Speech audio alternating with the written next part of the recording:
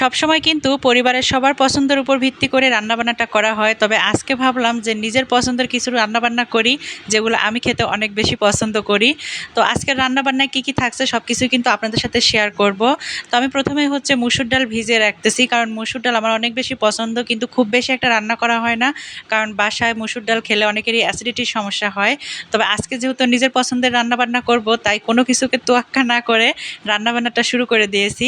তো এখানে আমি মসুর ডাল ভিজিয়ে রাখবো। ডালটা ভিজিয়ে রেখে কিন্তু আমি আমার হাতের বেশ কিছু কাজ সেরে নিয়েছি। তো কি কি কাজ ছিল সেগুলো কিন্তু আপনাদের সাথে অবশ্যই শেয়ার করব। তো তারপরে ডালটা কিন্তু বেশ অনেকটাই ফুলে উঠেছে, আমি ভালো করে একদম পরিষ্কার করে ধুয়ে নিয়েছি। আর তারপর ডালটাকে সিদ্ধ বসিয়ে দেবো। প্রেশার কুকারেও কিন্তু সিদ্ধ করা যায়, তবে আমাদের বাসার প্রেশার কুকারটা কেমন জানি একটু প্রবলেম হয়েছে, তো আমি ভয় করে আর দিলাম না প্রেশার কুকারে। এমনিতেই একটু লবণ দিয়ে গ্যাসের চুলাতেই সিদ্ধ করে নেব। আর আজকে যেহেতু আব্বু বাসায় আছে, তাই কিছু বাজার নিয়ে এসেছিল। আর গত দুদিন আমি একটু অসুস্থ ছিলাম, আর এই সুযোগে আন্টিও অসুস্থ হয়ে গেছে। মানে আমি যখন অসুস্থ হই আন্টিও তখন অসুস্থ হয়, তো তার মধ্যে কাজগুলো আমাকেই করতে হয়। তো আজকে আব্বু বাজার থেকে গরুর মাংস নিয়ে এসেছিল, তারপর হচ্ছে কোয়েল পাখি নিয়ে আসছিল। তো গরুর মাংসগুলো কেটে ভালো করে পলিথিনে বাঁধাইছিল, সেগুলো আমি ফ্রিজে দিয়ে দিছি। কিন্তু হচ্ছে যে কোয়েল পাখিগুলো ছিল ওইগুলো আমাকে পরিষ্কার করতে হয়েছে। তবে আমি শুধু মানে চামড়ার উপর দিয়ে ছিলে ফেলে দিয়েছি। তারপরে কোয়েল পাখিগুলো ভালো করে রেখে দিয়েছি, 10 পিস নিয়ে আসা হয়েছিল। তো তারপরে ওগুলা কেটেই কিন্তু ডালটা আমি সিদ্ধ বসিয়ে দিয়েছি। আর এদিক থেকে মুরগিও নিয়ে আসছিল, তো মুরগি কিছুটা রান্না করতেছি আর কিছুটা রেখে দিয়েছি, কারণ বাসায় অত বেশি মাংস খাওয়ার এখন লোক নাই, কারণ রামিমের বাবা যেহেতু বাসায় নাই। তো মাংসটা সব মশলা দিয়ে মেখে একদম কষিয়ে নিচ্ছি প্রথমে। আর এই মাংসটা মানে ব্রয়লার মুরগির মাংসটা রামিম একটু খেতে পছন্দ করে, যদিও বাচ্চাদের ব্রয়লারের মাংসটা দেওয়া খুব বেশি সেফ না, খুব বেশি কি সেফই না, বাচ্চা বড় কারোর জন্যই সেফ না, তবেও কিন্তু আমরা খাই। তো ডালটা কিন্তু সিদ্ধ হয়ে গেছে, মোটামুটি ভালোই সিদ্ধ হয়েছে। তো আমি হলুদ দিয়ে দিলাম সামান্য একটু, দিয়ে একটু ভালো করে নেড়ে চেড়ে নিচ্ছি। আর তারপরে পরিমাণ মতো পানি দিয়েছি। তো আমি ভেবেছিলাম যে পাতলা ডাল রান্না করব আজকে, কিন্তু একদম ঘন হয়ে গিয়েছিল। আসলে আমি বুঝতে পারি নাই যে ডালটা পরে এতটা ঘন হয়ে যাবে। তো কেমন ঘন হয়েছিল সেটা কিন্তু পরে আপনাদেরকে দেখাবো। তো এদিক থেকে মুরগির মাংসটা কষানো হয়ে গেছে, আমি ঝোলের জন্য সামান্য পানি দিচ্ছি, কারণ খুব বেশি ঝোল রাখবো না, একদম মাখা মাখা করে এই মুরগির মাংসটা রান্না করব, তাহলে অনেক ভালো লাগবে।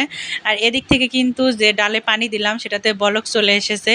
আর ডাল মানে মসুরের এই পাতলা ডাল কার কার খেতে ভালো লাগে অবশ্যই কমেন্ট করে জানাবেন। আমার কিন্তু মসুরের পাতলা ডাল হোক কিংবা ঘন ডাল হোক কিংবা ভর্তা হোক, মানে মসুর ডালের কিন্তু অনেক রেসিপি হয়, বড়া, আমার সব কিছুই অনেক অনেক বেশি পছন্দের।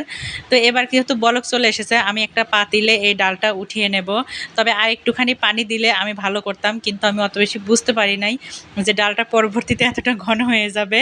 তবে যাই হোক, টেস্ট কিন্তু ভালো ছিল। ডালে এবার আমি বাগার দেব, আর তার জন্য হচ্ছে তেল গরম করে তার মধ্যে পেঁয়াজ, রসুন আর কিছুটা কাঁচামরিচ দিয়েছি। আর এবার 2-1 টুকরা শুকনা মরিচও দেবো, তাহলে কিন্তু মানে ফ্লেভারটা অনেক বেশি ভালো আসে আর খেতেও বেশ মজাই লাগে। মানে ডালের মধ্যে এরকম শুকনা মরিচ থাকলে ভাতের সাথে মেখে খেতে কিন্তু অনেক মজা লাগে। তো তারপরে আমি পাঁচফোড়ন দিয়েছি, দিয়ে একটু মানে ভাজা ভাজা করে নেব আর কি। তারপরে ডাল দিয়ে এভাবে একটু ঢেকে দেব। আর এভাবে ঢেকে দিতাম মানে কিসের জন্য দেয় সেরকম ভালো আমি জানি না, তবে আমার মা দেখতাম এরকম দিত, একটুখানি দিয়ে ঢেকে দিয়ে তারপরে এভাবে নাড়াচাড়া করে তারপরে পুরো ডালটা দিয়ে দিত।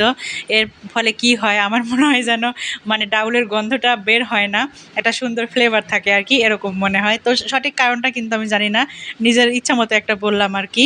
তো যাই হোক, এবার আমি ডালটা রান্না করে নেব। আর মসুরের ডাল আমার অনেক বেশি পছন্দ, আমি কিন্তু হচ্ছে বাসায় গেলে আমার মাকেও বলি যে একটু মসুরের ডাল রান্না করো, সাথে হচ্ছে আলুর ভর্তা। যখন ম্যাচে থাকতাম তখন কিন্তু এই খাবার খুবই বিরক্ত লাগতো, মানে বিরক্ত হয়ে যেতাম, যেহেতু ডালটা অনেক অনেক বেশি পাতলা হতো, তো খেতে অত বেশি ভালো লাগতো না। কিন্তু এখন আমার এই ডালটা এত বেশি ভালো লাগে, আর সাথে আলুর ভর্তা, যেটা একদম বলার মতো না আর কি। তো ডালটা কিন্তু হয়ে গেছে আমার, আমি নামিয়ে নিয়েছি। আর এই ডাল থেকে এত সুন্দর একটা ফ্লেভার পাওয়া যাচ্ছে কি আর বলবো। তো মাংসটাও কিন্তু হয়ে গেছে, একদম মাখা মাখা করে রান্না করেছি আস্ত রসুন দিয়ে। মাংসটাও আমি নামিয়ে নেব, আর মাংসটাও অনেক বেশি মজা ছিল। রান্নাবান্না কিন্তু প্রায় আমার শেষের দিকে, তবে ভাতটা আমি বসিয়ে দিয়েছিলাম, আর ভাতের মধ্যে হচ্ছে আলু সিদ্ধ দিয়েছিলাম, তো সেটা হচ্ছে। আর এখান থেকে রামিম বলতেছিল ও কমলার জুস খাবে, আর কমলার জুস খাবে হচ্ছে ছোট বেবিরা যে পানির পটে পানি খায়, সেই পটে ওর খাওয়ার ইচ্ছা হয়েছে। তো ওর দাদু সকালবেলা গিয়ে ওর জন্য একটা ছোট বাচ্চাদের পানির পট কিনে নিয়ে আসছে আর কি। তো সেটার মধ্যেই কমলার জুস খাবে, তো আমি ওর জন্য কমলার জুস বানাবো এখন। তবে হচ্ছে মানে জুসারে দিয়ে আমি এই জুসটা তৈরি করি না, কারণ হচ্ছে তাহলে এই জুসটা একটু ঘন হয়ে যায়, যেহেতু হচ্ছে যে কমলার যে আঁশগুলা থাকে এগুলো সব ব্লেন্ড হয়, আর ব্লেন্ডারে দিলে এই জুসটা একটু ঘন হয়। তো রামিম খায় না, তাই জন্য আমি হাত দিয়ে এভাবে চিপে চিপে ওর জন্য জুস বানাই। তার ফলে জুসটা একটু পাতলা হয়, অতটা ঘন হয় না, ও খেতে অনেক পছন্দ করে। আর কমলার জুস ছাড়া ওর তেমন কোনো পছন্দের ফল নাই, কমলাটা একটু বেশি পছন্দ করে। তো এইটা ওর দাদা ওর জন্য কিনে আনছে, ছোট বাচ্চাদের পানি পট, এর মধ্যে করে ও খাবে আসলে যখন যা মন চায় আর কি। তো দুপুরে রান্নাবান্না আলুর ভর্তা, সাথে ছিল হচ্ছে ডাউল আর মুরগির মাংস।